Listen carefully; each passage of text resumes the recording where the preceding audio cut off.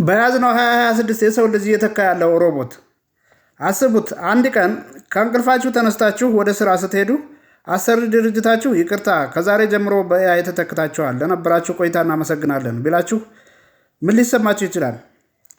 ነገር ግን ይህ አባባል ወይም ልብ ወለድ አይደለም።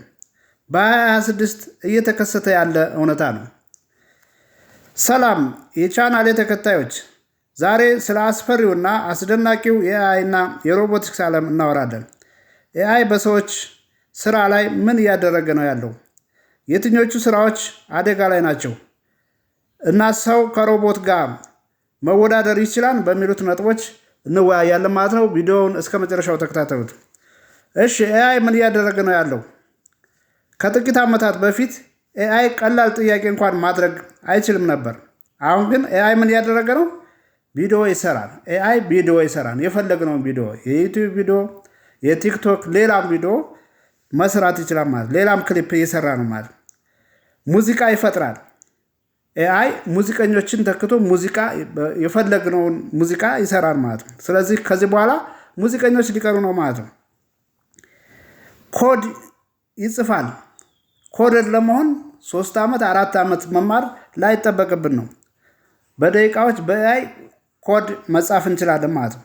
መኪና ያሽከረክራል። ኤአይ ምን ያደረገ ነው? በዚህ ዘመን መኪና እያሽከረከረ ነው። እንደ ሰው ያወራል። ለምሳሌ ጀሚናይን ብንወስድ እንደ ሰው ያወራል ማለት ነው። ታላላቅ ኩባንያዎች በቢሊየን ዶላር ኤአይ ላይ እያፈሰሱ ነው ያሉት። ለምን ይመስላችኋል? ምክንያቱ ኤአይ ፈጣን ነው። ከሰዎች በብዙ እጥፍ ይፈጥናል። አይደክምም። ደሞዝ አይጠይቅም። አደጋ ላይ ያሉ ስራዎችስ የትኞቹ ናቸው? በኤአይ ዘመን አደጋ ላይ ያሉ ስራዎች የትኞቹ ናቸው?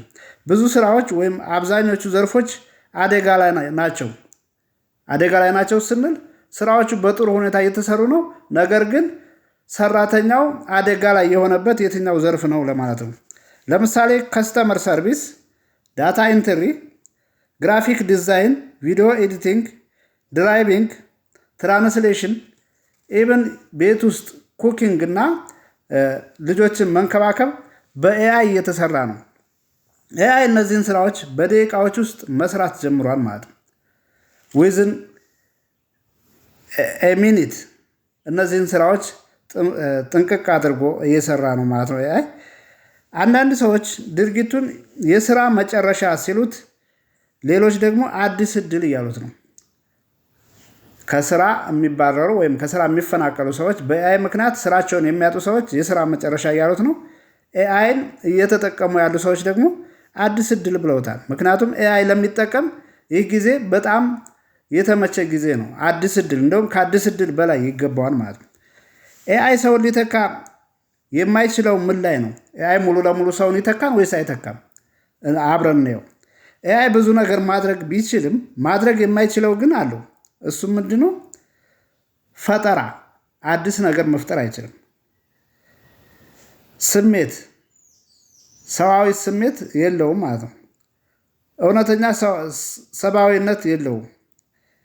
ኤአይ ሊያስመስል ቢችልም ሰው መሆን ግን በፍጹም አይችልም። ስለዚህ ኤአይ ሰውን ሰብአዊነት የለውም፣ ወይም ሰውን በሰብአዊነት ሊተካው አይችልም። መፍጠር አይችልም። አዲስ ነገር መፍጠር አይችልም። ሰብአዊ የሆነ ስሜት የለውም ማለት ነው። በእነዚህ ነገሮች ሰውን ሊተካ አይችልም። በኤአይ ዘመን እንዴት ህይወትን ማሸነፍ ይቻላል ወደሚለው ወደ መጨረሻው ርዕስ እንምጣና በኤአይ ዘመን ህይወትን ማሸነፍ ይቻል ይሆን? እንግዲህ ሰው ከስራው እየተፈናቀለ ነው። በኤአይ እየተተካ ነው። በኤአይ ስንተካ ህይወታችንን ማሸነፍ እንችል ይሆን? አብረን እናየው። የወደፊት አሸናፊዎች እነማን ናቸው? ኤአይ የሚጠቀሙ ሰዎች። ኤአይ የሚጠቀሙ ሰዎች ምን ይሆናሉ? ህይወታቸውን ያሸንፋሉ ማለት ነው። ኦንላይን ስኪል የሚማሩ ያ ማለት ያው አሁንም ኤአይ የሚጠቀሙ ማለት ነው። ኮንቴንት የሚፈጥሩ ሰዎች ኤአይ ይጠቀማሉ። በኤአይ ታግዘው ምን ያደርጋሉ? በቀላሉ ህይወታቸውን ማሸነፍ ይችላሉ ማለት። ቴክኖሎጂ የሚረዱ ሰዎች ይሆናሉ ማለት ነው በዚህ ዘመን ህይወታቸውን የሚያሸንፉት። ስለዚህ ምን ማድረግ አለብን? ኤአይ መማር አለብን። ኦንላይን ስኪል መማር አለብን። ሙሉ ለሙሉ ህይወታችንን ወደ ምን ማምጣት አለብን? ወደ ቴክኖሎጂ ማምጣት አለብን ማለት ነው። እናንተስ ምን ታስባላችሁ? ቴክኖሎጂውን መጠቀም አስባችኋል ወይስ?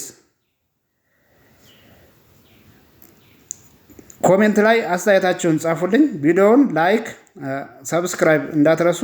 በሚቀጥለው አስገራሚ የቴክኖሎጂ ቪዲዮ እስከምንገናኝ ሰላም ሁኑ።